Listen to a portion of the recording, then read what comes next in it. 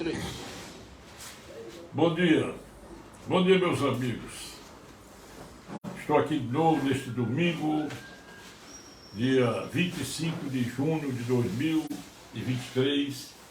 Eu sou o Dr. Heleno Lopes, eu falo aqui do Passaré, na casa do meu amigo e irmão Jairo. Bom dia para os senhores.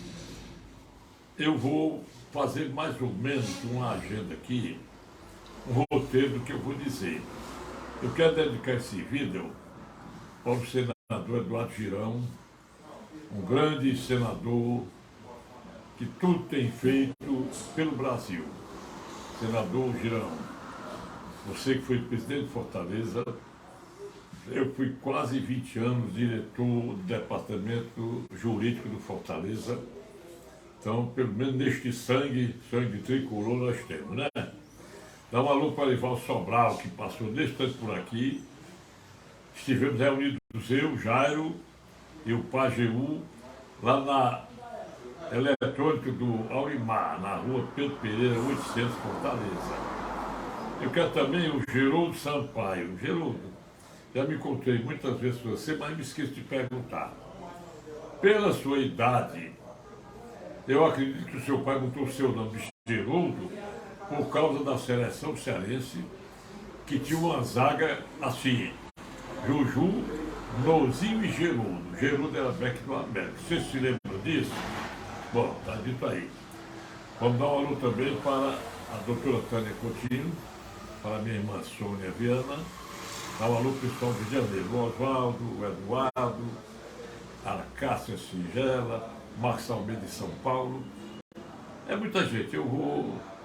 Agora Roberto Gomes. Roberto Gomes, vamos escrever um artigo das modificações dadas na Constituição Federal, no Código Penal e Código de Processo Penal, pelo ministro Alexandre Moraes, com o acatamento de outros ministros daquela corte. Senhores, vamos começar falando das urnas eletrônicas. E também vou puxar, a par de urnas eletrônicas, eu vou puxar aquilo que nós chamamos de exceção da verdade. Viu? Jornais norte-americanos publicados por estações de web no Ceará, no Brasil, e parece também que por uma emissora de televisão, noticiam que os Estados Unidos proibiram deixar de fabricar urnas eletrônicas sem voto impresso. Eles vão fazer com voto impresso assim como tem no Paraguai, no México, né? Porque eles dizem lá, a nota diz, só sem voto impresso é muito fácil manipular o resultado da eleição. Aí você diz assim, exceção da verdade por quê? Vou explicar. Nós temos um artigo do Código Penal, no artigo 138, que trata da calúnia. Nos parágrafos você lê que o réu, o querelado, tem o direito de arguir a exceção da verdade. Quando se trata de você caluniar alguém, você é caluniador, seria exceção da verdade se ele provasse que o cara tem uma condenação como caluniador. Mas, na exceção da verdade, tratando-se de crime de ação pública, você pode arguir, mesmo sem ter uma condenação do réu, do querelante, por exemplo, e provar na instrução criminal. Bom, o artigo 3º do Código de Processo Penal, ele manda aplicar extensivamente. Você desculpe aí que o Jato está mudando um portão lá embaixo, está essa zoadinha, mas não dá para atrapalhar, né? Ô João Vitor, fez essa porta aqui, João Vitória. Essa porta diminuiu o som lá fora. Ô Jairo, vamos parar um pedacinho, Jairo. Então, vocês desculpem aí, porque aqui é a casa dos outros, é a minha casa. Nem na minha eu estou mandando continuar na casa dos outros.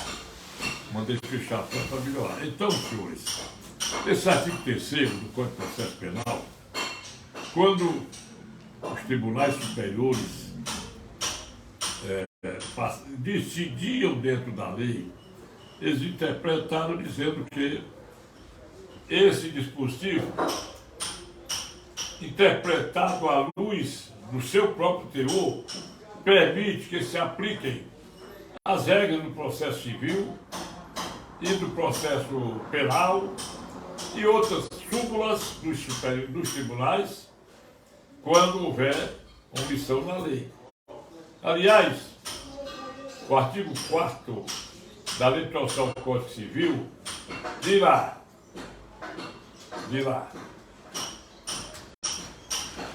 quando a lei é omissa, o juiz aplicará os princípios gerais de direito, os usos, os costumes e a analogia. Já pede para diminuir a coisinha já.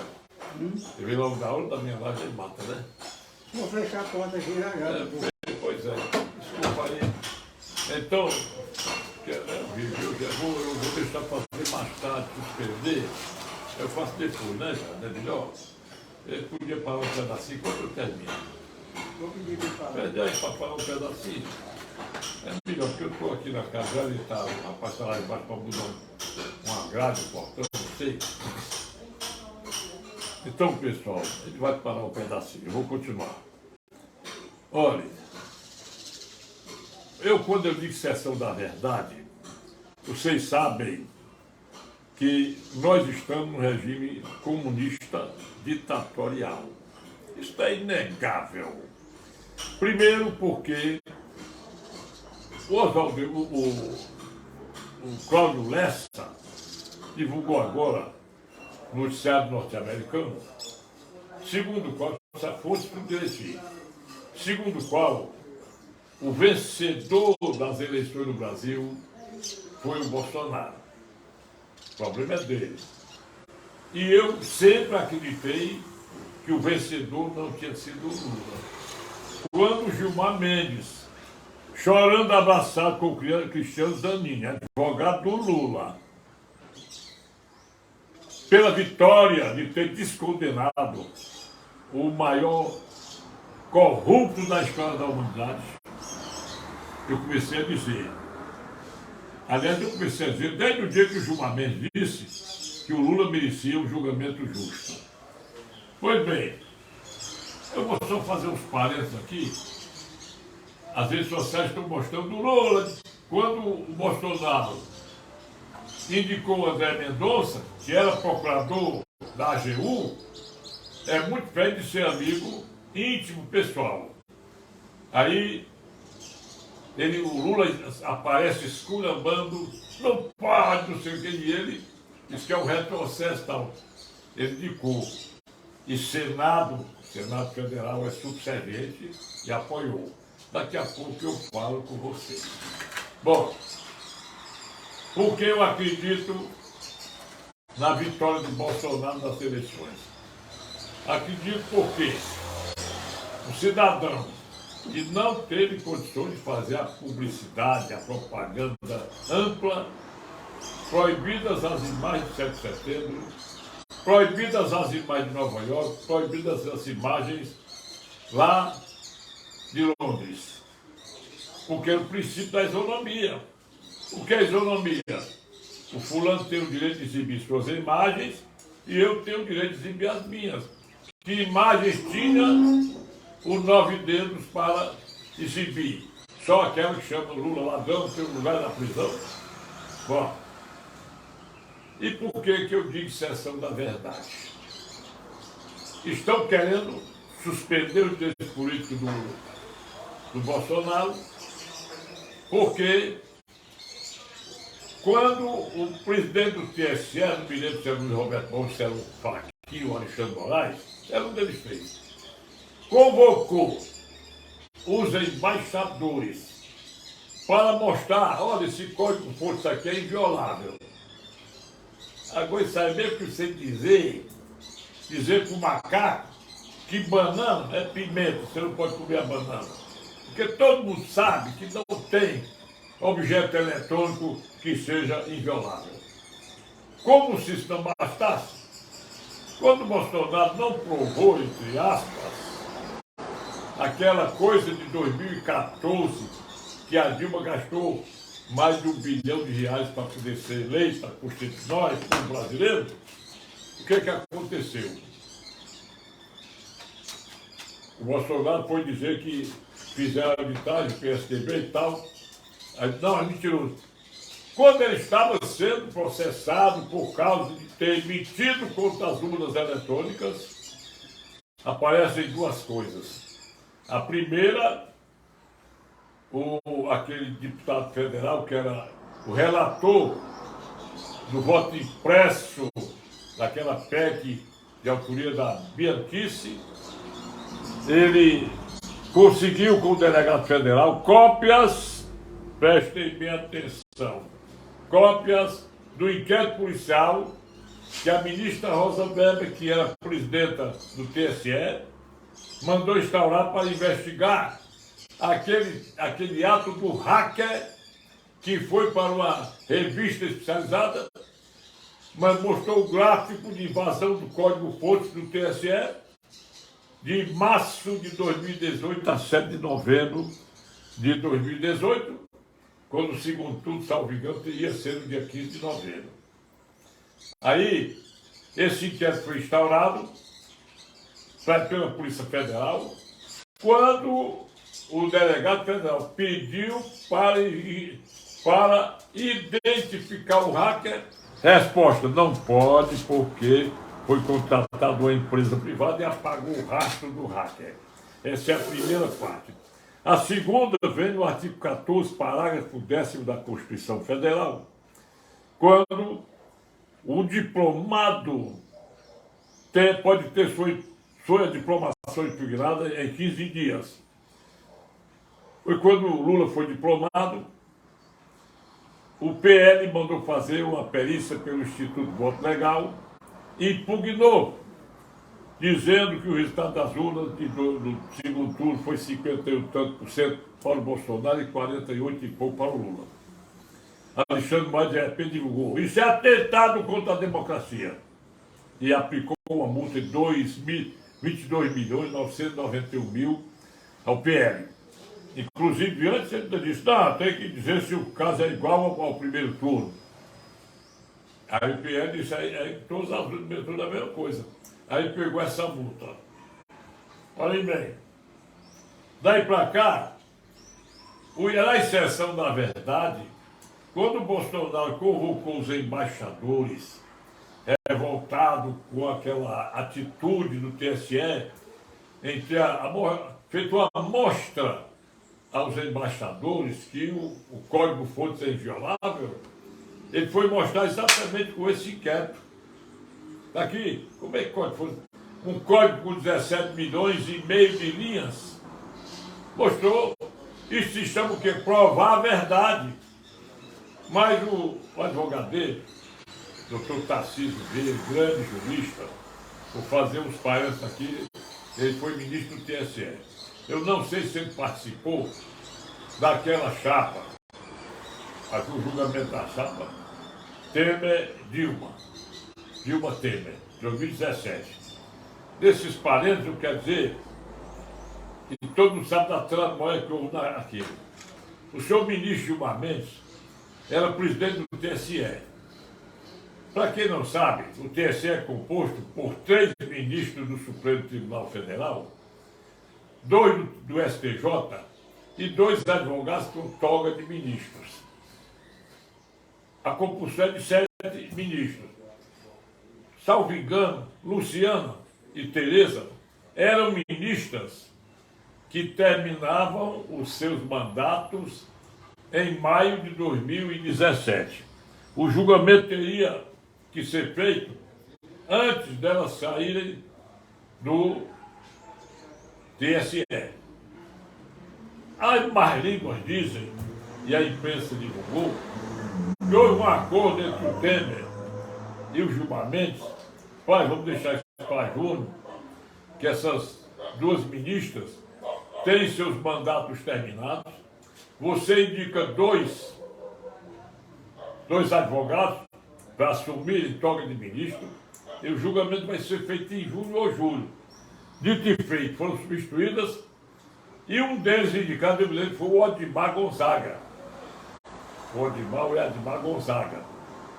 Inclusive, eu censurei na minha rede social o nosso grande Napoleão Nunes Maia Filho, que ele era ministro do STJ, já está aposentado, e tinha comparado o Lula com Jesus Cristo. Quando, não, foi o Michel Temer, só ele comparou, disse assim, olha, caçar o mandato desses dois. Aí Pôncio Pilatos entregou Jesus inocente, até eu critiquei, né? E os fariseus mandaram crucificá-lo, açoitá-lo, flagelá-lo e crucificá-lo. Bom, eu comparei, eu digo, rapaz, bom, vocês se lembram também, quem me acompanha, de fazer live diária.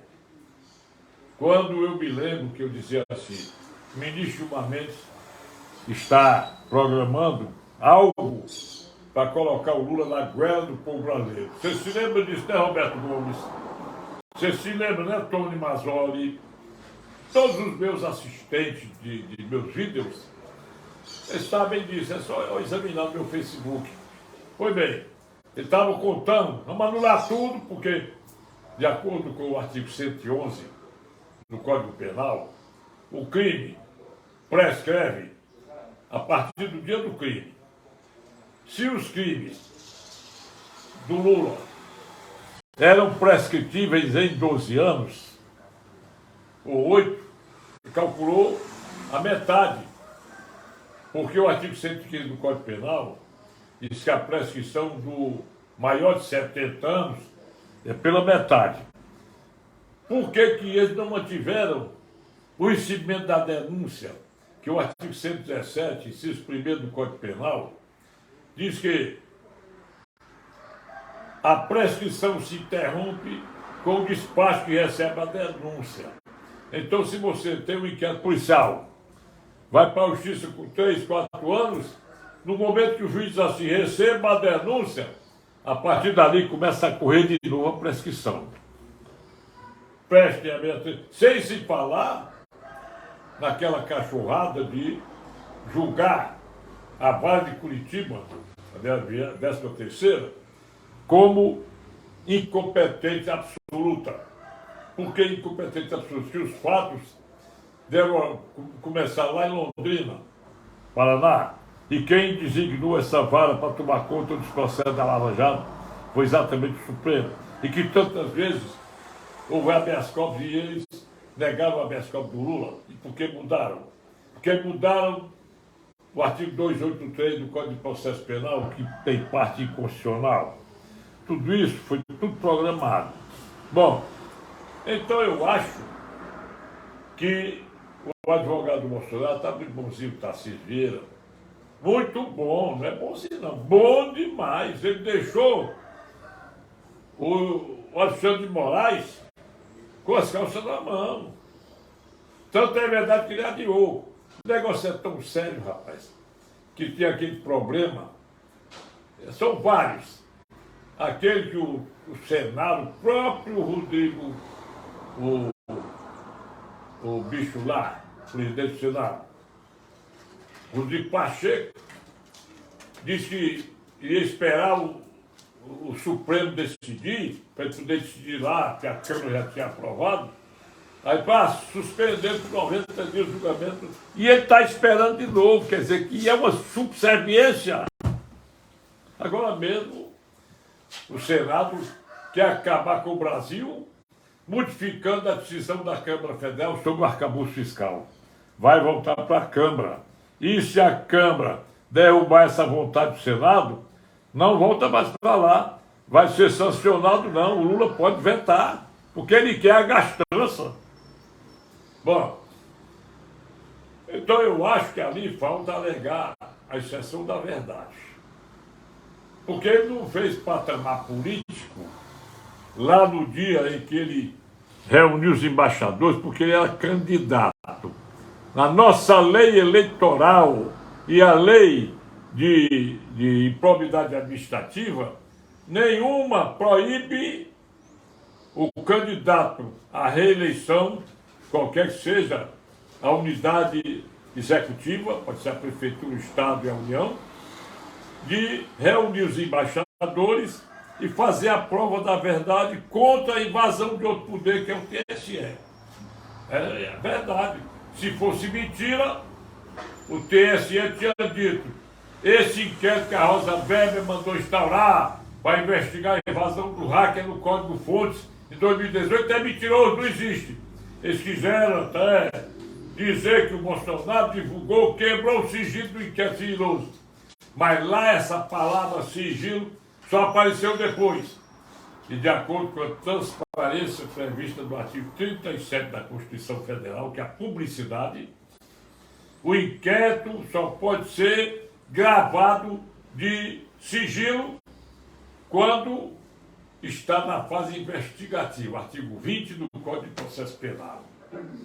Mas manter o inquérito amarrado com manter esses inquéritos do fim do mundo, gravado de sigilo, isso não existe na lei. Bom, vamos ver. Então, o julgamento do Bolsonaro foi suspenso. Eles querem suspender o desse político. Sérgio Moro está na mira também.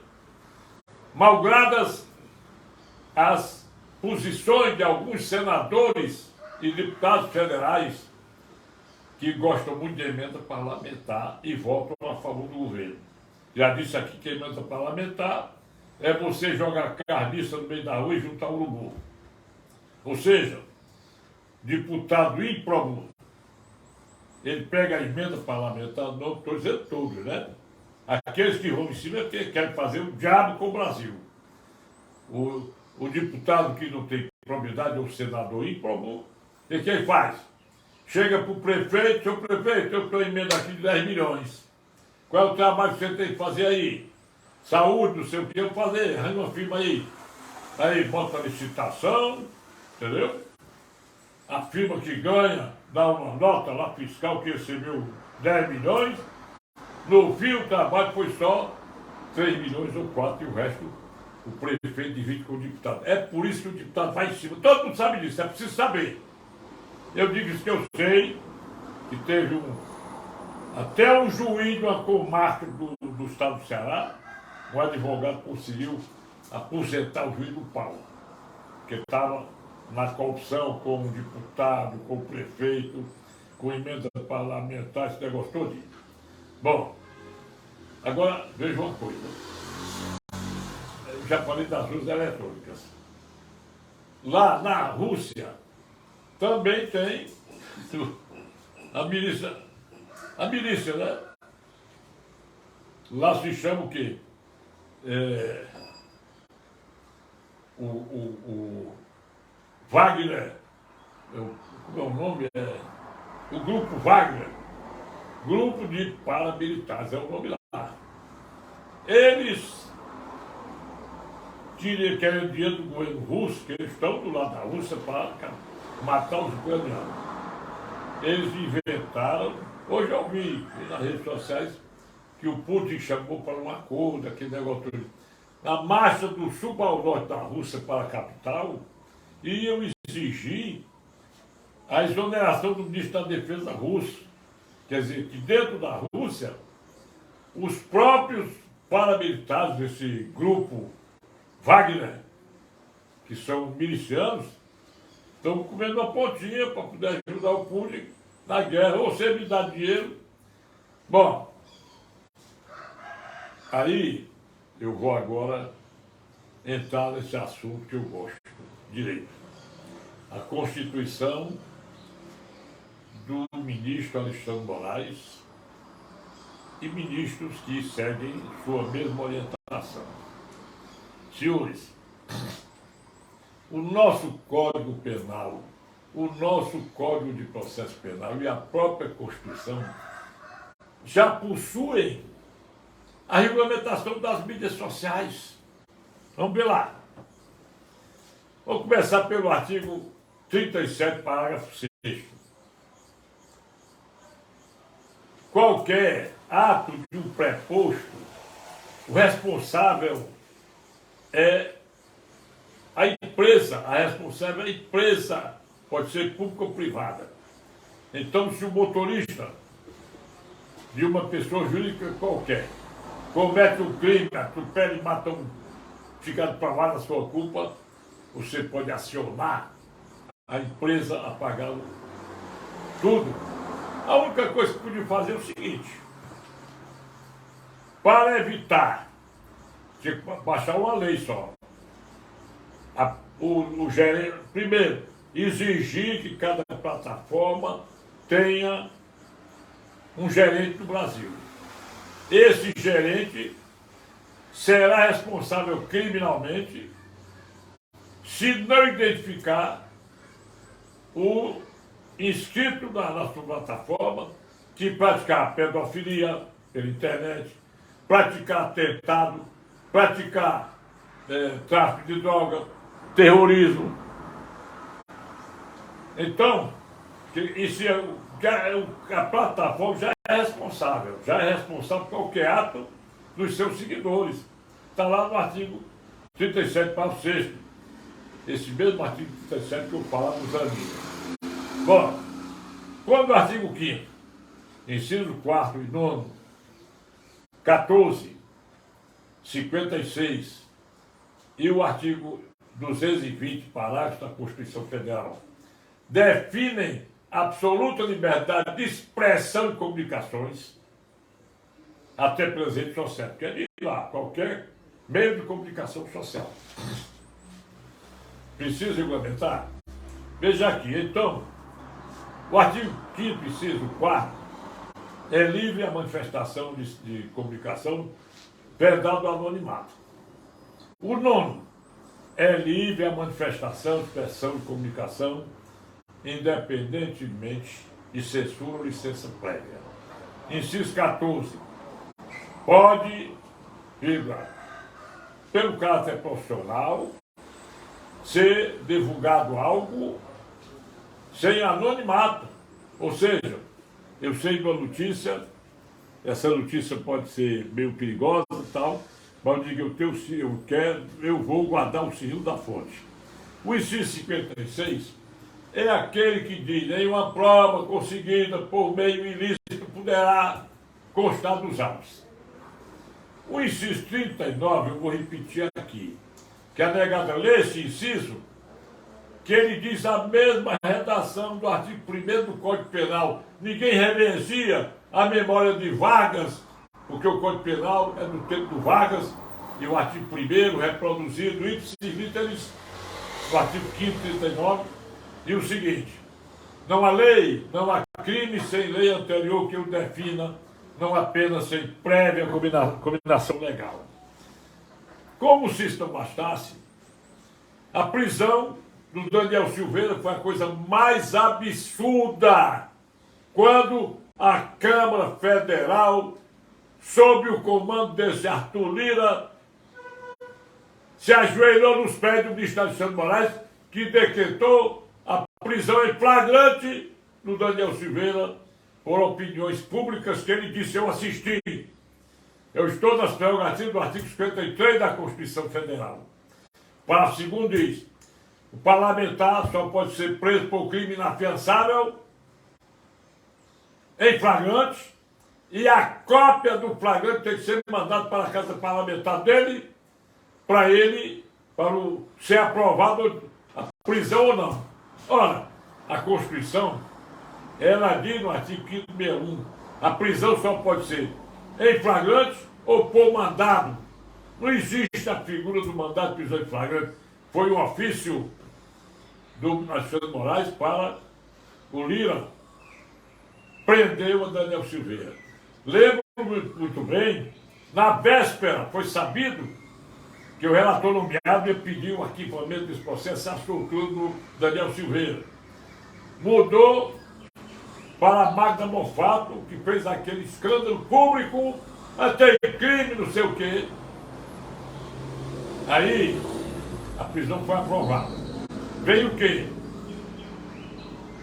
A segunda tentativa de Homiciação, pessoas que homiciaram, se esconder. Daniel foi esconder na Câmara Federal para não receber tornozeleira. O que acontece? Mais uma oportunidade do Arthur Lira revogar a prisão dele, parágrafo 3º do artigo 53. Todos os deputados que votaram contra o Daniel Silveira quiseram modificar seu voto, entendeu? E aí foi dito, constrangimento, Magda Mofado, não, nós fomos enganados pensando que era só por uma semana. Mas ele manteve a prisão do Daniel Silveira. Me lembro que foi isso no dia 20 de abril de 2021, dia véspera do feriado de Tiradentes, no outro dia amanheceu anistia e graça. Então, o ministro Alexandre Moraes já desrespeitou esses artigos todinhos, esses dispositivos todinhos. Ele e os colegas dele, né? Como se isso ainda fosse menos interessante, ele arbitrou fiança para o Daniel Silveira. Olha, meu amigo, quando ele propalou o princípio da ultratividade da lei, que eu chamo princípio da reserva legal, princípio da irretroatividade da lei penal, a não ser para favorecer o réu, artigo 5º, 40 da Constituição Federal. Quando ele arbitrou fiança, ele matou o processo, que o crime não podia ser afiançável. Aí vem a exclamação. Rosa Weber, relatora do pedido de ADPF, ação de descumprimento de preceito fundamental pelo Bolsonaro, graça e indulto. Aí, olha bem, o procurador da República disse: nós somos pela eliminação apenas da pena principal, o resto, lá onde é que o Bolsonaro dizia um por um, né? Pena por pena. Caçado foi tudo. Prisão tem que cumprir. Multa deixar o nome na desgraça. Aí, todo mundo calado, ninguém pode fazer nada. Nós estamos numa ditadura. Eu talvez seja esta a minha última live que eu possa fazer dizendo isso, porque é difícil, né, meu pessoal? Eu não vou morrer, não. Vou ser proibido de falar a verdade. Bom, aí nós vemos o quê? Tudo que é feito pelo PT recebe o apoio do ministro Alexandre Moraes. E tudo que é feito pelo pessoal da direita, a chibata contra. Basta ver duas coisas horríveis que o Brasil tem. A primeira, a promessa e o cumprimento do Lula sobre a ditadura comunista socialista. Chama socialista. Eu acho que socialista é pior do que comunista, do jeito que ele está fazendo. Hoje eu vi live dele dizendo: para que religião? Estado não pode ter religião. Aí o que acontece? Ele estava dizendo isso,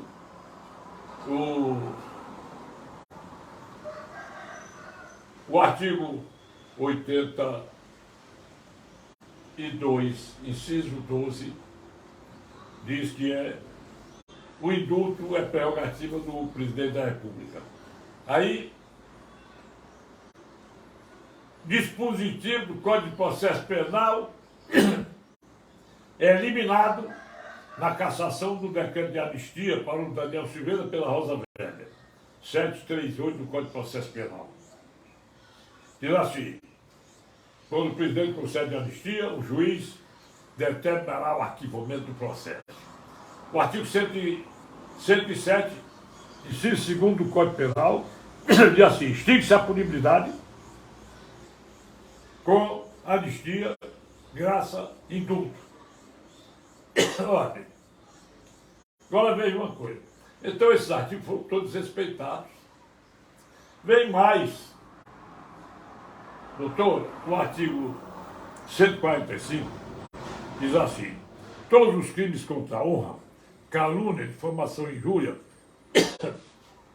eles são de ação pública incondicional. Parágrafo único. Quando é praticado contra servidor público, amém, Lúcia, servidora pública, quem tem legitimidade para propor uma representação criminal ao Ministério Público seria a ministra Carmen Lúcia, contra Roberto Jefferson. Mas não, o ministro Alexandre decretou a prisão dele. Decretou. Ainda vai ser julgado pelo Tribunal de Júri. Ele fez besteira, fez, está certo. Ele fez.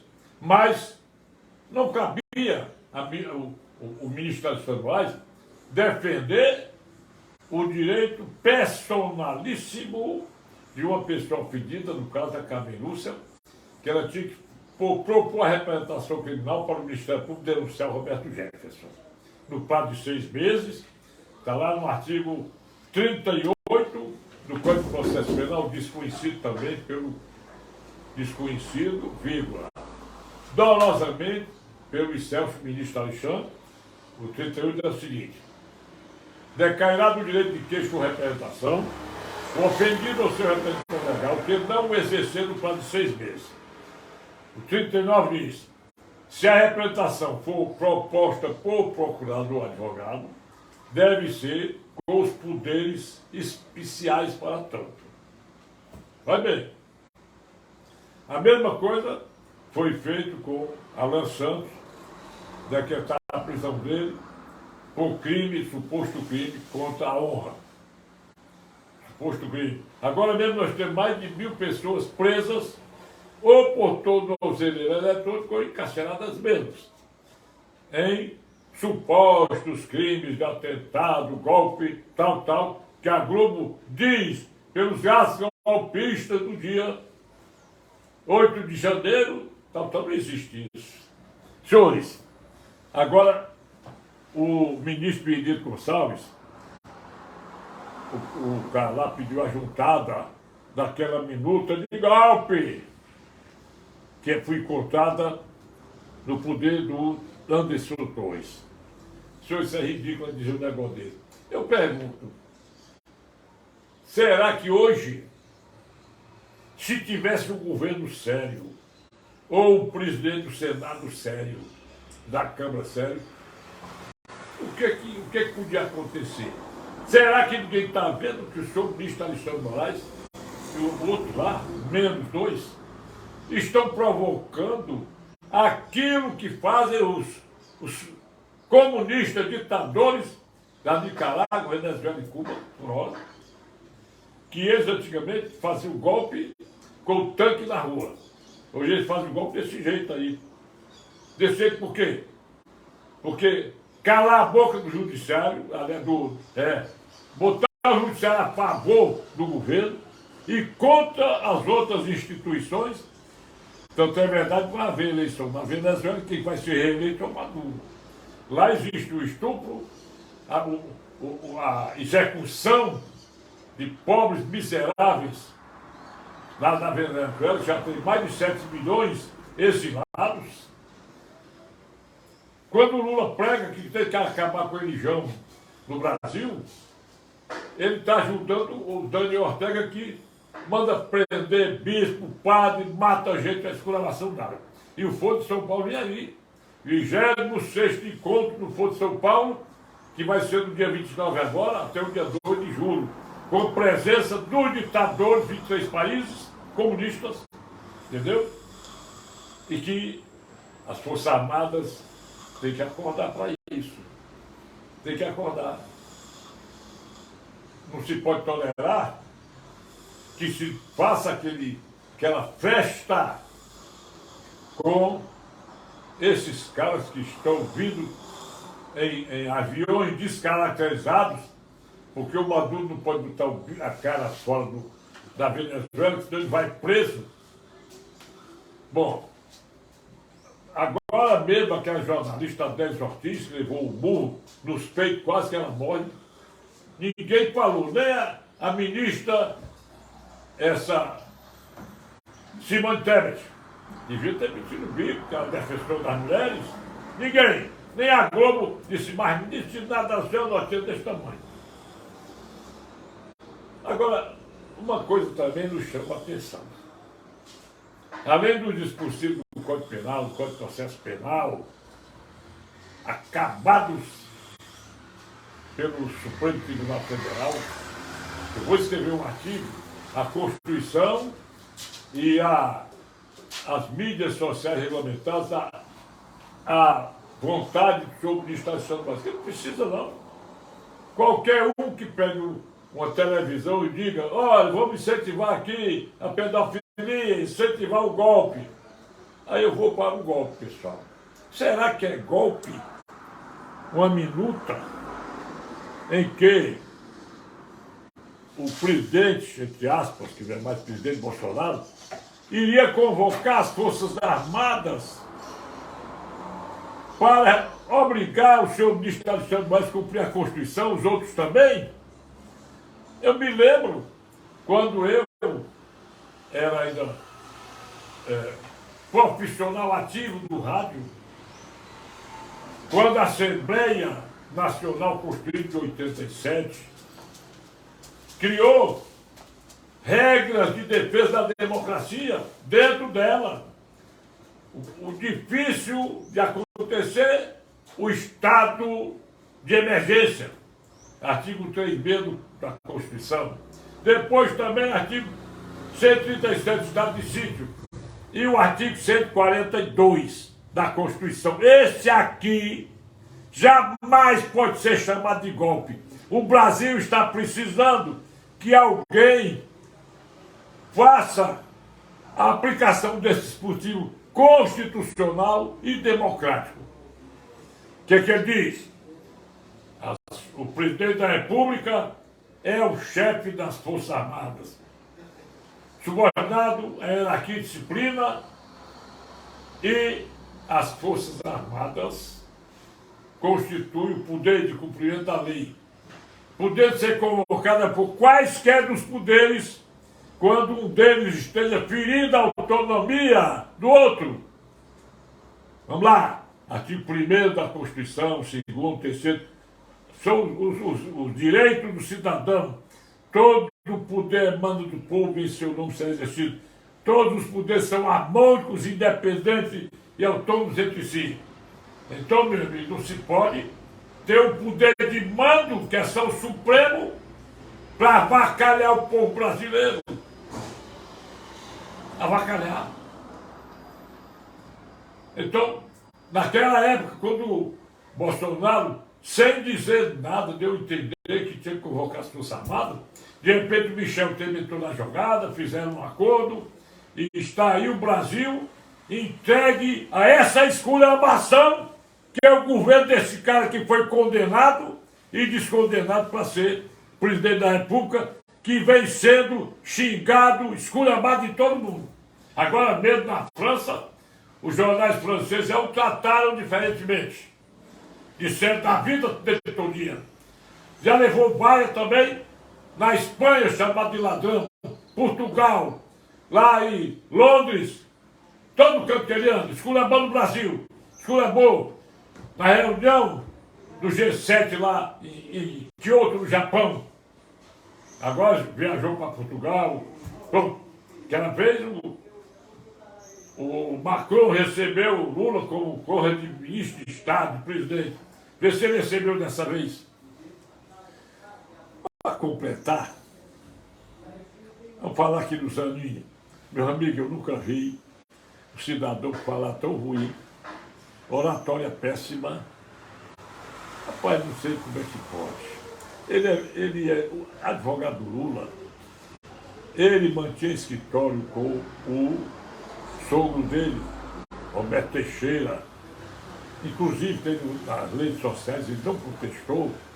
Ele, mas o sogro, que eram unidos, agora não são mais, protegendo o Orlando Diniz da Fé Comércio. O que é protegendo? Conseguindo, com prestígio, ele não ser envolvido na justiça por crime de corrupção. E o mais é a amizade íntima dele com o Lula. Agora eu gostei, sabe de quem? Rogério Marinho. Quando ele disse que era neto do Djalma Marinho, rapaz, eu me arrepiei todinho. Que o Djalma Marinho, deputado federal, quando o deputado federal Djalma Marinho em dezembro de 64, gritou que o parlamentar tinha direito a isso, que tinha que aparecer o presidente da Câmara Federal e ser cumprido pelo plenário dela, pelo plenário do Supremo, do Senado, o nosso saudoso presidente Emílio Gastalzo Médici baixou o AI-5 no dia seguinte, 2 dias depois, fechou Supremo, fechou Câmara Federal, Senado, tudo, fechou tudo, Assembleia Legislativa, tudo. Agora, nós vamos ter mais um ministro que nunca pertenceu nem ao Conselho de Ética da OAB para julgar alguém. Inclusive o grupo Prerrogativas, ouvi lá na lei social, não estavam satisfeitos quando nós tínhamos ministros como Zé Carlos Moreira Alves, Sidney Sanches, até o Joaquim Barbosa, Nery da Silveira, entendeu?